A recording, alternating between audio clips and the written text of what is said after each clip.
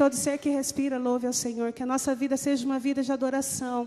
Não seja uma vida aqui dentro uma coisa e lá fora outra. Momentos da nossa vida nós precisamos muito desse Deus. E pensamos às vezes que Ele tem se afastado de nós. Muito pelo contrário. Ele sempre está do nosso lado, não é verdade? Naquele momento que você mais precisa, aquele momento de angústia, de dificuldade que você passa, Deus sempre está conosco. É como a terra seca precisa de água, nós precisamos desse Deus, amém? Faça esse cântico como oração na sua vida, preciso de Ti.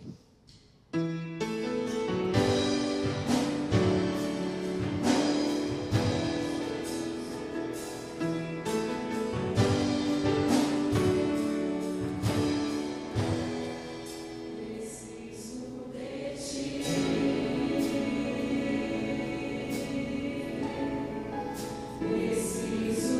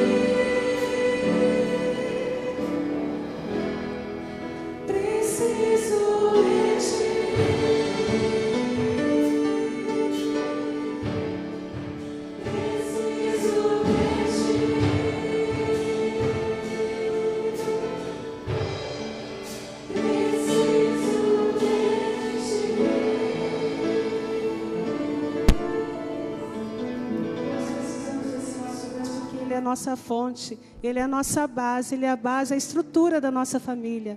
Esse cântico nós vamos relembrar, há muito tempo nós cantamos ele aqui na igreja, nós vamos relembrar.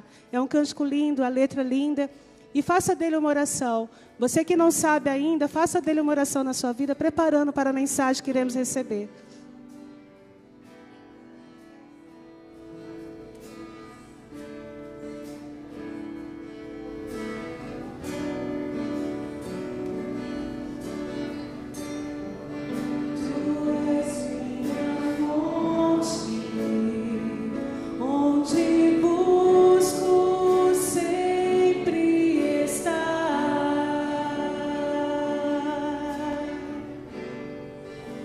Sei que só em ti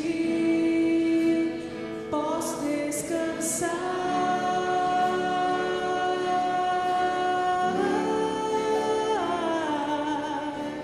Quero ser um filho segundo o teu precioso coração. Sou só teu.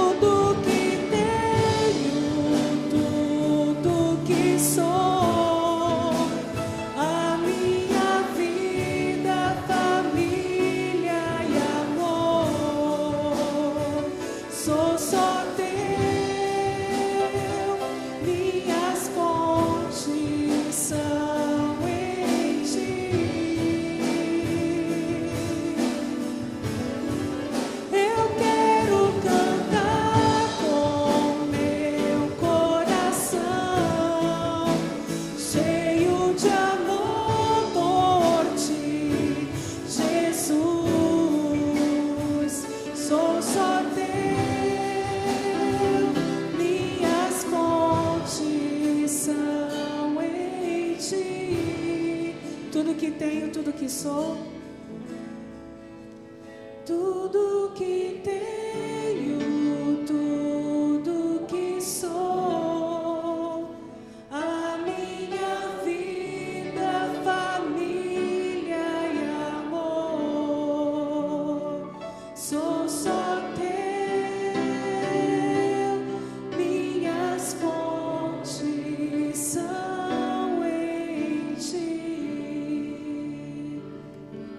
Senhor venha se abençoando nossas vidas, ó Pai, abençoando a Tua igreja, ó Pai.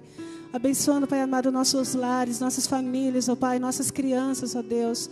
Nossas famílias que estão distantes de nós, que o Senhor venha estar conosco, que possamos sempre estar Te buscando, Te engrandecendo. Que Tu seja a nossa fonte a cada dia que passa, ó Deus. Abra o nosso coração para receber a Tua palavra e que possamos sair cheios de Ti, ó Pai. Derrama a Tua bênção sobre cada vida, em nome de Jesus. Amém. A igreja pode se sentar.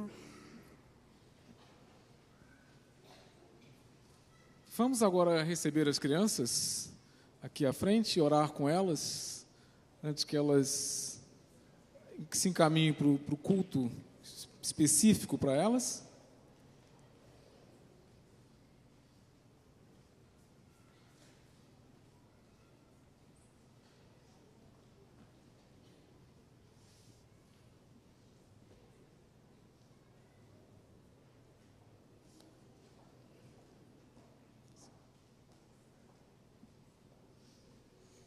Elas já estão quase saindo, né? Mas vamos orar, tá?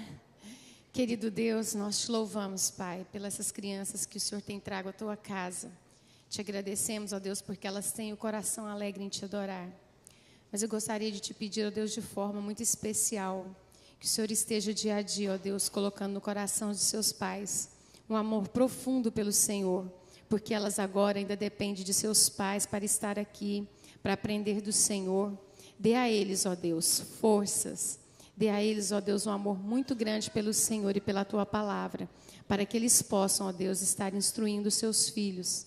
Como cantamos agora, Deus, é Tua nossa família, e nós precisamos de Ti, ó Deus, para a orientação da nossa família. Ajuda-nos, nós Te pedimos no nome santo de Jesus. Amém.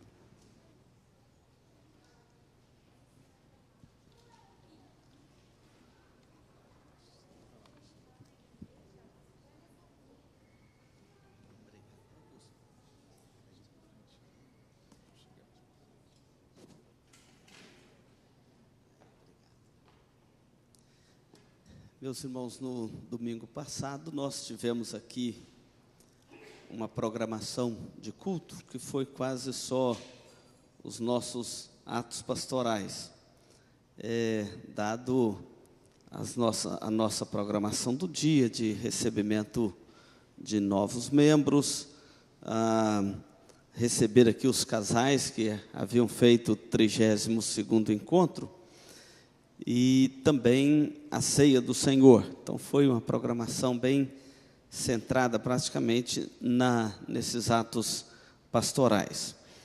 E hoje nós estamos assim com a nossa programação mais tranquila, e dado o feriado também, temos algumas famílias viajando, nossos adolescentes estão em Campo Grande, foram participar lá de uma programação em Campo Grande.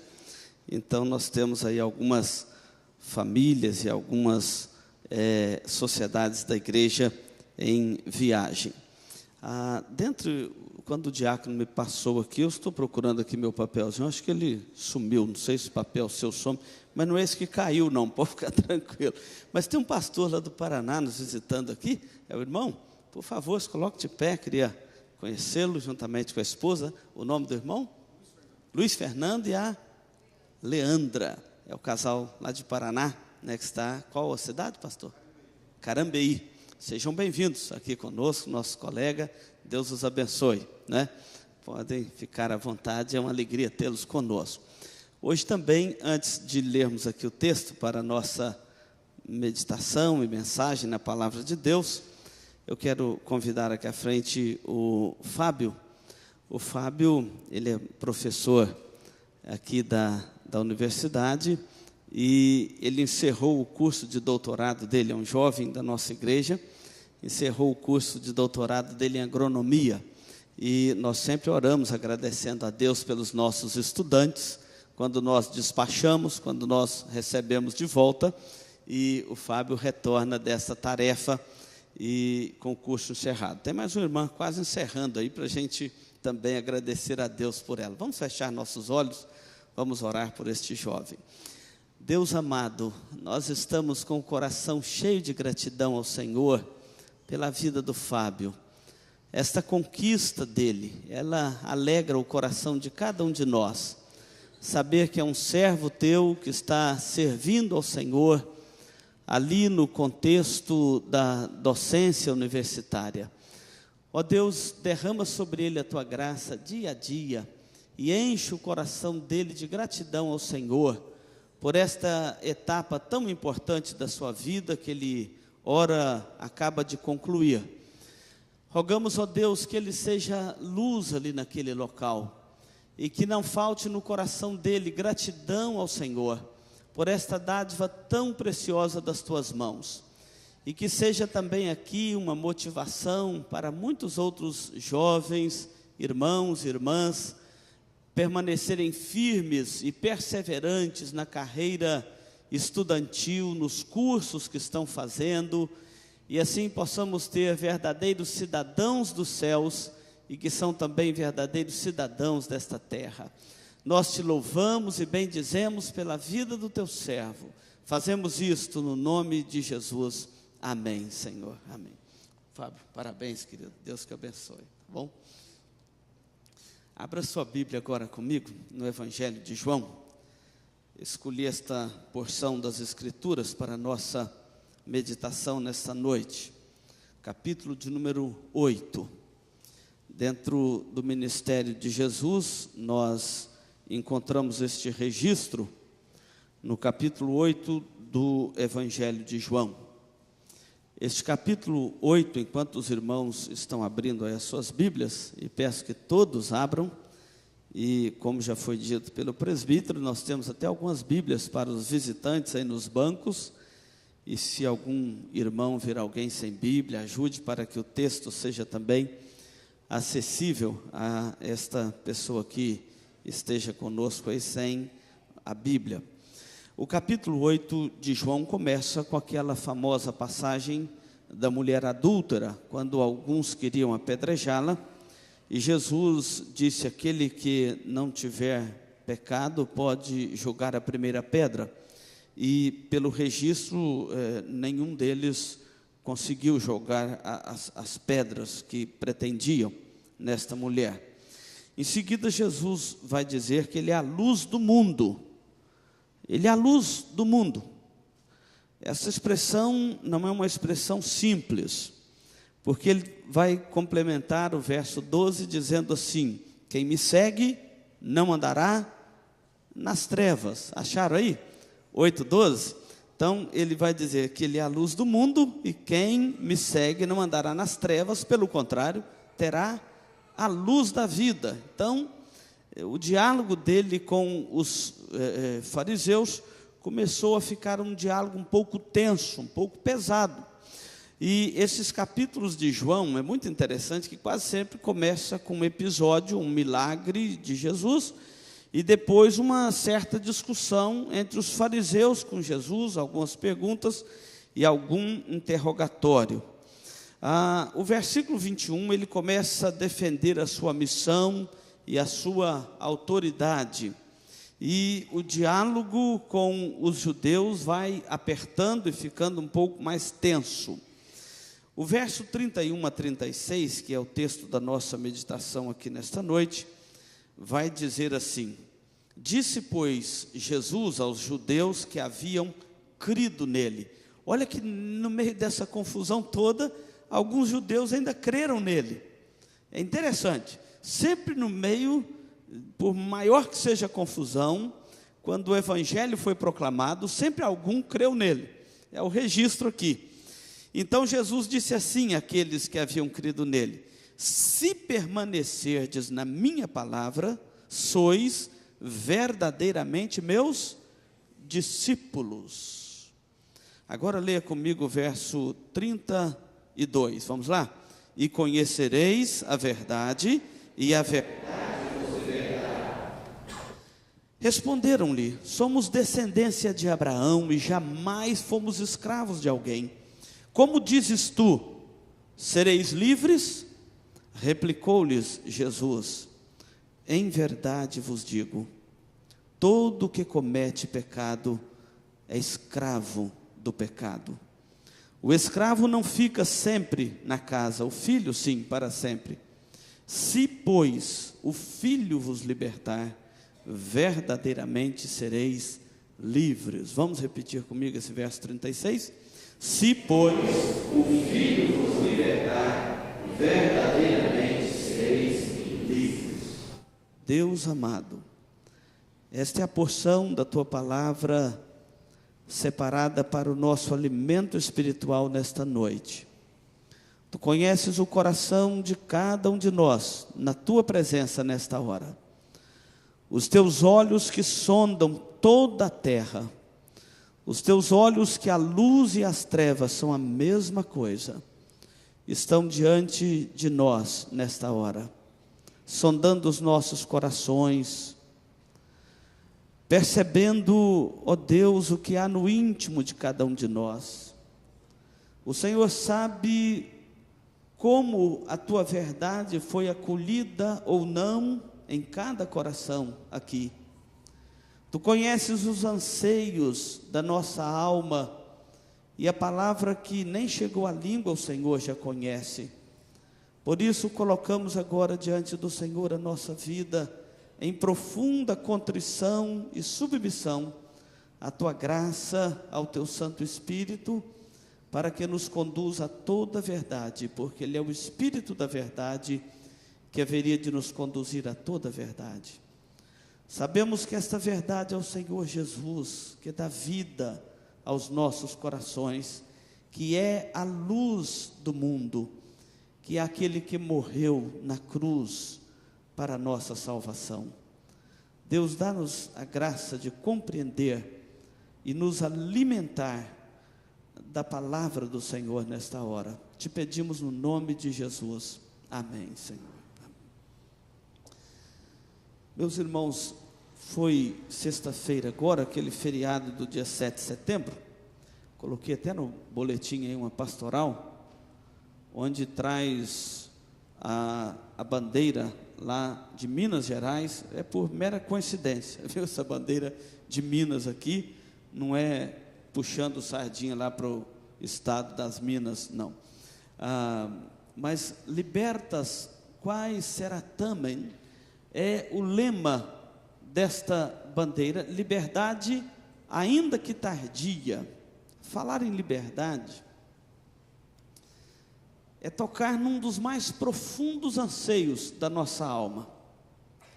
O homem, ele desde que perdera a sua liberdade no Éden, o grande anseio da sua alma é o anseio por liberdade. E nós sabemos que há coisas que amarram o coração do homem e que não permite a ele desfrutar desta liberdade. Muitas das vezes, esta liberdade se torna até em rebelião no coração do homem. O anseio de liberdade é tanto que ele se rebela contra a família, contra instituições religiosas, civis, militares. O anseio de liberdade é um grito silencioso da alma humana. Jesus, mais do que nunca, sabia disso. Esse texto que nós lemos aqui é um retrato claro de que Jesus manifesta o princípio verdadeiro da liberdade, ou o princípio da verdadeira liberdade. O anseio de ser livres, Jesus coloca aqui diante dos nossos olhos. E ele vai dizer aqui o seguinte: a verdade vos libertará. É muito comum nos nossos dias vermos o movimento religioso no nosso país tentando alimentar este anseio de liberdade. Cultos de libertação, reuniões de libertação, oração poderosa de libertação, são feitas em todos os lados. E Jesus está dizendo assim: olha, o que vai libertar você é o Evangelho, é a verdade. A verdade, essa sim, vos libertará. Não tem outra forma de liberdade. Quando fala que a verdade vos libertará, talvez o outro problema que nós vamos enfrentar no nosso contexto moderno é quando alguém te perguntar: mas o que é a verdade? No capítulo 18 de João, passa suas páginas aí, João registra um diálogo de Jesus com Pilatos. E esse diálogo de Jesus com Pilatos foi um diálogo num momento muito tenso do ministério de Jesus. Foi no momento que Jesus foi apresentado diante de Pilatos para ser julgado. Era um momento de julgamento. E Jesus então começa a ser interrogado por Pilatos, e Pilatos queria saber de Jesus o seguinte: você é mesmo o rei dos judeus? E Jesus está sempre respondendo aqui, ou com outra pergunta, ou parece que está fugindo de dar uma resposta categórica. E Jesus então pergunta: vem de ti mesmo esta pergunta, ou outros que a fizeram a meu respeito? Outros que colocaram na sua boca esta pergunta: vem de você mesmo? E Pilatos pergunta: porventura sou judeu? É o seu povo que está me entregando, ou te entregando para ser crucificado. E Jesus então respondeu para ele assim: olha, o meu reino não é deste mundo. Quando Jesus responde: o meu reino não é deste mundo, e Pilatos então parece que fica confuso, mas se firma no seu interrogatório e logo diz assim: logo estás admitindo que és rei. Então Jesus vai dar aqui uma definição muito preciosa. Fala assim: eu para isso nasci e para isso vim. Eu estou lendo o verso 37 do capítulo 18, que certamente você está acompanhando aí. Então Jesus responde assim: eu para isso nasci e para isso vim ao mundo, a fim de dar testemunho da verdade. Então Jesus tocou num ponto que Pilatos não tinha clareza na sua mente. E ele complementa assim: todo aquele que é da verdade ouve a minha voz. Então Pilatos volta com a pergunta mais irônica do seu vocabulário para Jesus e diz assim: o que é a verdade? Quando Jesus diz: eu dou o testemunho da verdade, e aqueles que são da verdade me ouvem, acolhem as minhas palavras. E Pilatos então sai pela tangente e pergunta para Jesus: o que é a verdade? Meus queridos irmãos, esta pergunta de Pilatos, ela é uma pergunta que está na mente dos nossos contemporâneos. O que é a verdade? Você sabe que nós vivemos sobre os efeitos do pós-modernismo. E uma das questões relativas ao pós-modernismo é que não há uma verdade absoluta. Cada um tem a sua verdade. A verdade de um não é a verdade do outro, e assim sucessivamente. Livros e livros estão sendo escritos pelos teólogos dos nossos dias para dizer o seguinte para a igreja: há uma verdade absoluta. É duro para um pregador ter que convencer uma igreja de que há uma verdade absoluta, não é, pastor? É duro ter que tentar convencer alguém que já ouviu o evangelho, que já se degustou do evangelho, já experimentou a graça de Deus manifestada na pessoa de Jesus Cristo. Nós temos que agora tentar convencer a pessoas, famílias, de que há uma verdade absoluta. Mas Jesus está dizendo aqui: e conhecereis a verdade, e a verdade vos libertará. Quando Pilatos volta ironicamente para Jesus e pergunta o que é a verdade, ele não esperou a resposta. Você viu no texto? Certamente Jesus tinha resposta para ele. Jesus poderia dizer assim: há uma verdade sim. Abra sua Bíblia mais em João 17, o versículo 17. Jesus poderia dizer para Pilatos: há uma verdade sim. Você quer saber o que é a verdade? Existe sim uma verdade, e não é aquela verdade num aspecto meramente gramatical, meramente filosófico. Não, Senhor. Jesus poderia responder para Pilatos isto: a palavra de Deus é a verdade. Versículo 17 do capítulo 17, o que está escrito aí? Santifica-os, a tua palavra é a verdade. Jesus podia dizer isso para Pilatos, e ele iria ironizar de novo e dizer: qual palavra? Não dizem aí, o papel aceita tudo. Qual verdade? Qual palavra? Jesus poderia dizer para ele o que ele disse aos seus discípulos no capítulo 14 deste mesmo evangelho. Abre aí, volta as suas páginas. Ele podia dizer o seguinte: eu sou a verdade.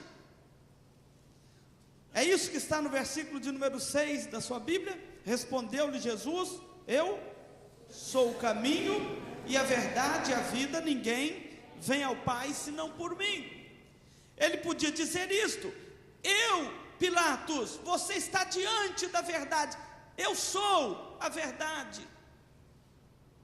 Mas Pilatos não espera a resposta de Jesus, mas o Evangelho testifica a nós que nós estamos diante não apenas de um conflito filosófico no mundo, mas nós estamos diante de um propósito mais santo e puro do Evangelho e da proclamação da verdade. O Evangelho de João trabalha todo em cima desta mensagem do Evangelho.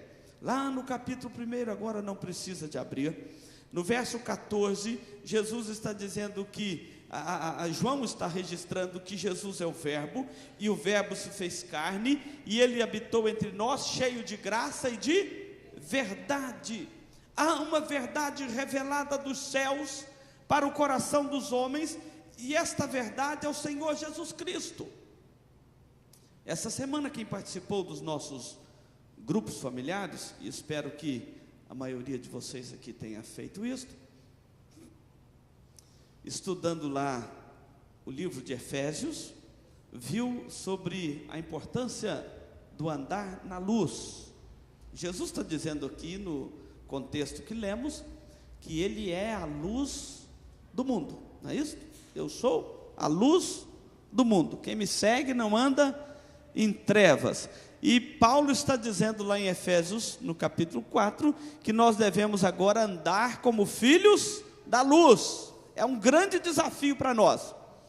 A palavra de Deus, ela vem colocando estes princípios, estes ensinamentos, exatamente para clarear a nossa alma. A verdade é também a luz do mundo. Onde chega o Evangelho, esta verdade, esta luz, ele chega levando exatamente luz nas trevas. Ele chega tirando o medo, banindo do coração do homem a superstição e todas aquelas coisas que escravizam o coração do homem. E é desta forma que o Evangelho vai chegando nos lares, nas culturas e no coração dos homens. Então Jesus vai nos dar aqui alguns ensinamentos sobre este assunto neste texto. O primeiro deles está no versículo 31, quando Jesus disse assim: se vós permanecerdes na minha palavra, sois verdadeiramente meus discípulos. Jesus, você voltou aí para o seu capítulo 8, versículo 31. Jesus está falando aqui da importância da perseverança na vida cristã. Por que a importância da perseverança na vida cristã? Eu quero chamar a sua atenção para isso. Aqueles que haviam crido nele estavam sob uma pressão dos judeus muito grande, muito grande. Então Jesus vira para eles e disse assim, e ele falou para aqueles que tinham crido nele, certamente fizeram diante dele ali alguma profissão de fé, o reconheceram como o Filho de Deus. Então Jesus disse para eles: olha, se vocês permanecerdes em mim e permanecerdes na minha palavra, vocês são verdadeiramente meus discípulos. Às vezes fazer uma profissão de fé não é tão difícil. Muitos fazem uma profissão de fé, acolhem um desafio do Evangelho na sua alma, muitas das vezes são levados pelaquela comoção, e os primeiros dias da vida cristã são maravilhosos. A Bíblia chega a fazer referências ao primeiro amor, não é assim? Aquele momento daquele calor divino na alma, aquele momento quando tudo é novo, a palavra de Deus é nova, o culto é algo aparentemente aos seus olhos maravilhoso, e de repente começam a passar os tempos, passa aquele período como no casamento da lua de mel, e vem aqueles momentos de consolidação da nossa fé, e é aqueles momentos que vão exigir de nós uma perseverança, e são nesses momentos que nós somos desafiados. E Jesus está dizendo: não basta vocês terem professado uma fé em mim, para vocês serem meus discípulos, vocês têm que permanecer nas minhas palavras.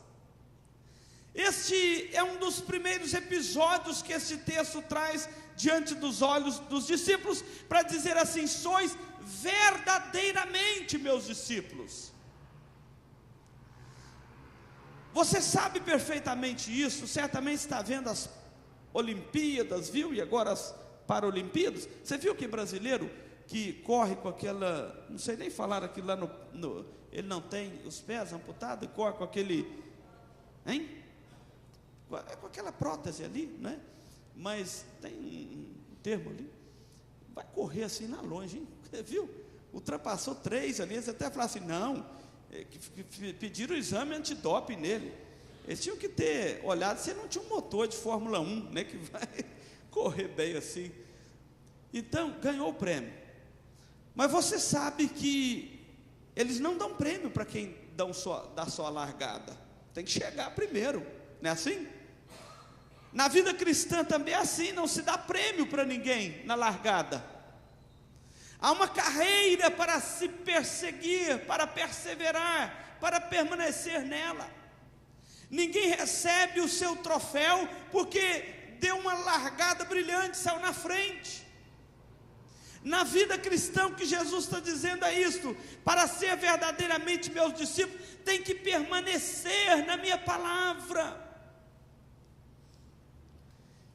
E é nesse contexto que ele vai dizer então, este versículo 32, e conhecereis a verdade, e a verdade vos libertará. Presta atenção nas palavras de Jesus aqui. Primeiramente ele está dizendo assim: e conhecereis a verdade. Meus irmãos, há uma necessidade profunda nos nossos corações para permanecermos no Senhor. Há uma necessidade de conhecer a verdade. Na década de 40, a igreja evangélica brasileira cresceu de uma forma assim muito grande e espontânea, por causa de um livro que alguns mais antigos aqui devem ter conhecimento dessa história. A curiosidade de muitos que se convertiam e iam para as igrejas evangélicas é porque queriam conhecer o livro da capa preta. Não é o caso do meu aqui, que a capa dele não é preta, mas era a curiosidade para conhecer o livro da capa preta, a Bíblia. E os evangélicos eram tidos como aquele povo que pregava a palavra de Deus e conhecia a Bíblia, e que ensinava a Bíblia, e quem lá estava conhecia a palavra de Deus. E de repente descobriram que eles não estavam mais lendo, buscando conhecer a palavra de Deus, eles estavam apenas carregando a palavra de Deus. E eu não tenho dúvidas que muitos dos que carregam a palavra de Deus não conhecem a palavra de Deus e não têm o discernimento da verdade. Quando Jesus diz conhecereis a verdade, não é apenas um conhecimento intelectual, é aquele conhecimento que traz transformação. Porque onde a palavra de Deus chega, trazendo a luz, trazendo o evangelho, trazendo a verdade de Deus, das escrituras ao coração do homem, ela chega trazendo transformações. Os nossos dias é marcado pela quantidade enorme de Bíblias. A Sociedade Bíblica do Brasil tem distribuído uma média de 16 milhões de exemplares da Bíblia no Brasil. E nós fazemos parte disto, comprando Bíblia, distribuindo Bíblia. Mas a nossa geração conhece muito pouco da palavra de Deus. Conhecer o evangelho da cruz de Cristo, conhecer a história da redenção, conhecer o sacrifício de Cristo no Calvário, conhecer o sacrifício que substituiu você e eu lá no Calvário, é algo que exige de nós debruçarmos neste livro e buscarmos dele o alimento da nossa alma. Por isso que Jesus está dizendo para eles: permaneçam em mim, então vocês terão que conhecer a verdade, até porque nós vivemos num mundo de muita mentira e de muita ilusão, e de muita coisa que parece a verdade, mas não é a verdade. O discernimento da verdade. Quando Jesus chegou no lar de Zaqueu, nós não sabemos o que Jesus falou com Zaqueu, mas nós sabemos que Zaqueu tomou uma atitude nova na sua vida, certamente porque a verdade de Deus penetrou a sua alma, o seu coração. Ele disse assim: Senhor, resolvo dar aos pobres a metade dos meus bens, e se em alguma coisa eu defraudei alguém, eu quero restituir 4 vezes mais. Então Jesus disse assim: hoje houve salvação nesta casa. Este homem também é filho de Abraão, porque o Filho do Homem veio buscar e salvar o perdido. Não há salvação onde o evangelho não chega com a verdade. Conhecereis a verdade.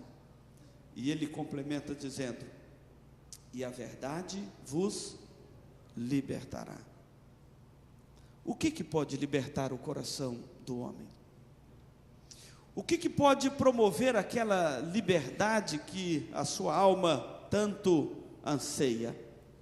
Jesus está dizendo aqui: a verdade vos libertará.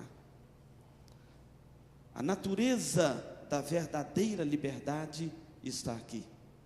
Tanto que o verso de número 36 vai complementar dizendo assim: se pois o Filho vos libertar, verdadeiramente sereis livres. Irmãos, nós vivemos uma época que as pessoas acreditam mais na oração de libertação do missionário do que na verdade que liberta o coração do homem. O texto está dizendo aqui: se o Filho vos libertar, verdadeiramente sereis livres. A libertação promovida e proposta pelo Evangelho é aquela libertação que ela passa pelo crivo do Filho de Deus. Se o Filho vos libertar, sereis livres. E a libertação aqui é para falar de pessoas que são verdadeiramente livres, e são aqueles a quem o Filho liberta.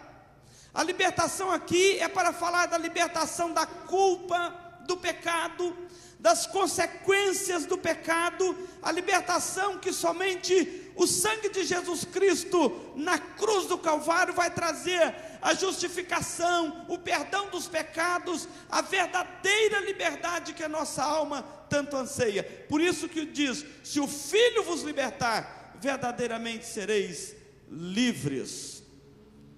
Esta é a mensagem do Evangelho, o contexto da verdadeira libertação. É por isso que, escrevendo aos Romanos, Paulo vai dizer que nós podemos chegar diante do trono da graça de Deus com os nossos corações tranquilos, porque ele diz: quem intentará acusação contra os eleitos de Deus? É Deus quem os justifica. Quem os condenará? É Cristo Jesus quem morreu, ou antes quem ressuscitou, e também está à direita do Pai e intercede por nós. A ousadia nossa é cheia de humildade, porque se o Filho vos libertar, verdadeiramente sereis livres. Eu quero complementar aqui a nossa exposição da palavra de Deus nesta noite. Jesus está dizendo aqui que Ele é a verdade, que você e eu tem que permanecer nela para ser discípulo dele. Jesus está nos dizendo aqui que os nossos ouvidos ouvirão no mundo muitos ruídos, mas que eles precisam ter o discernimento da verdade, do Evangelho, não seguir um sistema de doutrinas, mas seguir uma pessoa, a pessoa de Jesus Cristo. Ele não está dizendo aqui que há um sistema de doutrinas que liberta o homem. Ele está dizendo aqui: se o Filho vos libertar, verdadeiramente sereis livres. Esta é a mensagem da cruz. Quando o apóstolo João escreve a sua terceira carta, tão pequenininha, nem parece uma carta, parece mais um recado. E ele escreve lá no versículo de número 4 assim: não tenho maior alegria do que esta, a de ouvir que os meus filhos andam na verdade. Olha que coisa maravilhosa.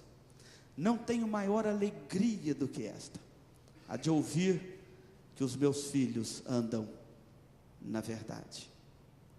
Se você for olhar os textos das Escrituras, você vai encontrar tantos deles convocando a igreja para amar a verdade, como coluna e baluarte da verdade, convocando a igreja para proclamar o Evangelho, que é a luz, que é a verdade, que onde chega nas trevas, na dúvida, dissipa as trevas, retira a dúvida, o medo, e coloca ali aquilo que a alma humana mais carece.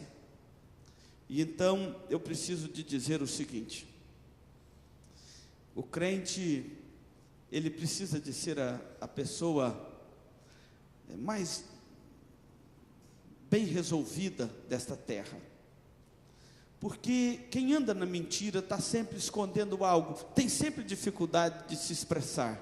Quem anda na verdade não precisa temer essas coisas. Nós sabemos de onde viemos, o que fazemos aqui, para onde vamos. Os nossos pecados foram em Cristo perdoados. Nós caminhamos uma nova jornada na presença do Senhor e sabemos o que nos aguarda no final desta história humana, desta aventura humana na terra. Nós temos tudo para ser as pessoas, ou ser pessoas muito bem resolvidas nesta terra. E conhecereis a verdade, e a verdade vos libertará. Enquanto a sua mente estiver confusa, você não terá o pleno discernimento desta verdade. Nós devemos orar a Deus e pedir a Ele que traga ao nosso coração esse discernimento pleno do que Ele requer de nós na sua palavra. Amém? Vamos cantar com esses jovens aqui uma canção. Vamos colocar de pé. Esta canção enaltece o sacrifício de Cristo por nós lá na cruz, quando Ele deu a sua vida por nós. E Ele é a verdade que liberta, transforma.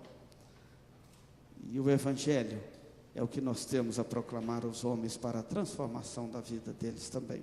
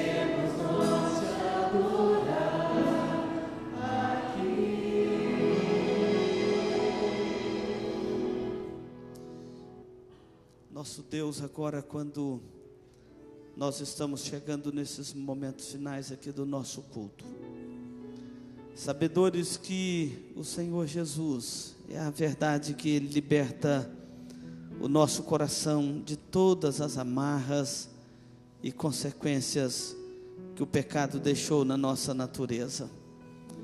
Sabedores que se o Filho nos libertar, verdadeiramente seremos livres, não ficarão amarras na nossa alma.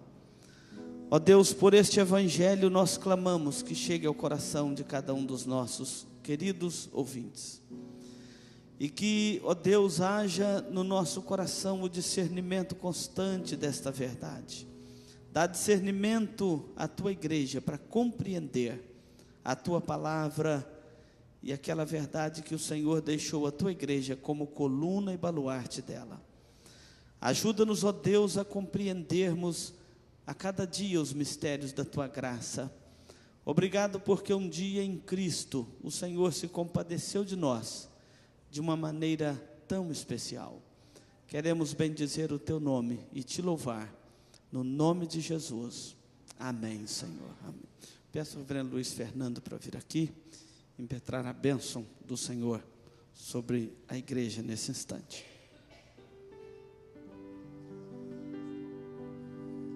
Amada igreja, receba a bênção do nosso Senhor Jesus.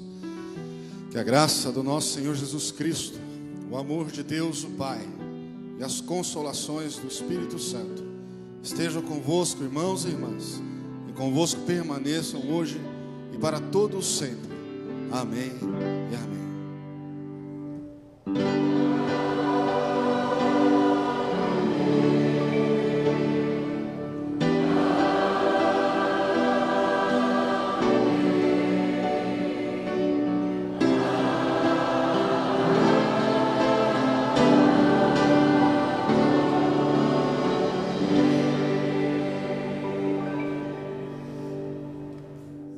A igreja pode assentar-se. Não sei se eu deixei aqui a lista com os visitantes, mas nós temos algumas pessoas nos visitando nesta ocasião, e nós queremos não só apresentá-los à igreja, mas também que eles sejam recebidos pela nossa comissão de diplomacia. Além do reverendo Luiz Fernando e a sua esposa Leandra, né? Nós temos também a Leda. Cadê a Leda? Está ali. Eu vou pedindo que os irmãos estendam a mão aí e cumprimentem. E a Luana, cadê a Luana? Então está aí a Leda, Luana. Nós pedimos aos irmãos que cumprimentem. Tem mais alguém nos visitando pela primeira vez? Tem? Como que é o nome? O Jefferson. Fica de pé, por favor, Jefferson. Então está nos visitando. Eu peço que esses visitantes permaneçam de pé, inclusive o casal, o pastor também, que a comissão de diplomacia os recebam lá em nome da igreja e deem um bom tratamento a eles lá, por favor. Tem mais alguém que visita?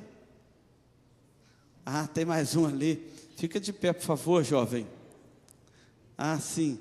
Então nós temos mais duas pessoas. Como que é o nome? Márcia e o Mateus. Então nós temos também a Márcia e o Mateus nos visitando. Tem mais alguém que nos visita? Acho que são estes, né? A comissão, por favor, recebam os nossos visitantes aí e deem um bom tratamento a eles em nome da igreja, tá bom? Irmãos, está no boletim os nossos avisos, mas nós precisamos de lembrar aqui. Eu não vou passar aqui os avisos, que os irmãos podem ler e se informar, mas nós estamos vencendo aqui o período de fazermos a assinatura daquele cada dia de Natal. Lembra do cada dia de Natal? Está vencendo o período. Normalmente nós usamos, em vez de dar um cartão postal para a pessoa que manda um cartão, né, dá aquele cada dia de Natal, que ele é também um material evangelístico. Normalmente, a Luz para o Caminho nos dá a opção, além da igreja fazer para ela, da opção, se algum irmão da igreja, empresários ou profissionais liberais, quiser fazer alguma quantidade para distribuir com seus clientes, pode aproveitar o pacote da igreja. Por exemplo, cada dia vai custar, com envelope, tudo, R$1. Muito menor o preço do que qualquer cartão postal aí que você manda no período do Natal. Quando a gente faz acima de 1000 exemplares, a gente ganha uma 4ª capa com a identificação da igreja, os horários de culto, a mensagem de Natal. Então, se você quiser aproveitar o pacote da igreja, por exemplo, a igreja vai encomendar 1.500 para distribuir com os membros, aqueles membros que querem mandar cartão de Natal vão poder adquirir ali na secretaria a preço de custo, só mesmo para atender os irmãos. Mas se o empresário quer 300, nós vamos pegar 1.500 mais 300 e vai sair no mesmo custo que sai para a igreja. Se você for comprar lá direto, obviamente, o preço é outro. E é muito bom como material evangelístico. Então, eu não só aconselho, como, assim, encorajo os irmãos que quiserem fazer isto, vai nos passar o pedido, nós vamos fazer lá na Luz para o caminho, sem nenhum outro custo adicional, para facilitar também a vida dos irmãos aí. E a UMP já está inscrevendo os atletas aí do RAID, que é aquela programação no próximo dia 15, lá no Manaim. É uma programação da mocidade, uma prova de resistência física. Quem quiser, né? O que você ia dizer, Jéssica? Vai ter também inscrições no dia, não só hoje, tá bom? Vamos então ouvir o pós-lúdio, e nós vamos lá à porta para cumprimentar os irmãos. Não se esqueçam das reuniões dos grupos familiares, na quarta-feira o nosso estudo bíblico e as demais atividades da semana.